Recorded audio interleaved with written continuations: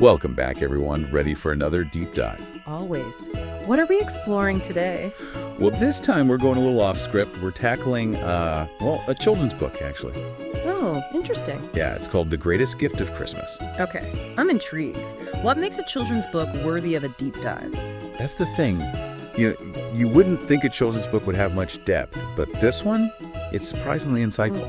I see. It's all about the nativity, but told in a way that really tries to capture the wonder of it all, especially for younger readers. You know, that's a great point. Sometimes we adults, we lose sight of that childlike awe, that sense of wonder. Exactly. And this book, it kind of brings it back. So our mission today, well, we're going to break down how this book presents the Christmas story, see what unique elements it brings to the table, and think about how those elements connect to the bigger picture of what Christmas means to us. Sounds good. Where do we start? One thing that really stood out to me was this emphasis on experiencing the nativity, not just reading about it. It's like the author wants you to be right there in Bethlehem.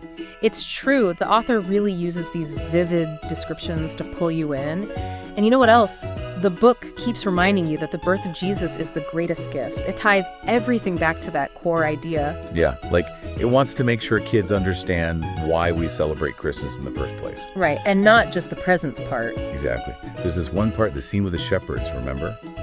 When the angel appears to them, Oh, yeah. the book describes it as God's glory blazing around them. Like, wow. I can just imagine. That must be pretty terrifying for those shepherds, don't you think? Oh, totally. Can you imagine being in their sandals, suddenly this bright light, an angel appears? Talk about scary. But it's amazing how that fear turns into pure wonder. I mean, here they are, these simple shepherds, and they're the first to hear the news that a savior is born for the whole world, not just a select few. It's a powerful message, right? That idea of universal love and hope. And it's cool how the book connects that directly to the birth of Jesus as that greatest gift we were talking about. And it goes beyond just telling kids to be kind, you know? It shows them what kindness looks like through the characters in the nativity story. Oh, that's a good point. Yeah. It uses the story to teach. Exactly. Like the innkeeper, remember? He didn't have any room at the inn, but he still offered Mary and Joseph shelter in the stable. Oh, right. That's a great example. Even a small act of generosity can be powerful. And then there's the huge angelic choir singing praises. Oh, yeah. That part gives me chills every time. It's such a powerful image, such joy and grandeur. It makes you feel like you're right there with them singing along, even if you don't quite know the words. And it makes you think, right? Right. The angels are rejoicing. It must be for a really good reason. It really emphasizes how significant this event is. Definitely. And the way the book uses all this imagery and powerful language, it really brings the story alive for children. Yeah. Makes you want to just keep reading. But, you know, it's not all just joy and celebration. It doesn't shy away from the more complex emotions either. Oh, true. Like the shepherd's fear, Mary and Joseph's uncertainty, it's all there. It acknowledges the weight of the situation. It does, and it presents it in a way that kids can understand and connect with, which I think is really important. It is. It lets them experience the full spectrum of emotions surrounding the nativity, making it feel even more real. It reminds me of my own Christmas traditions growing up. We always focused on the giving part, making gifts for each other or volunteering.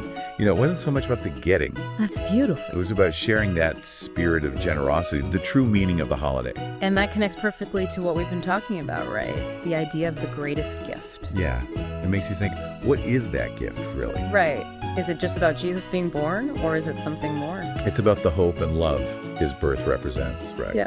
It's about how we can embrace those values, not just at Christmas, but all year round.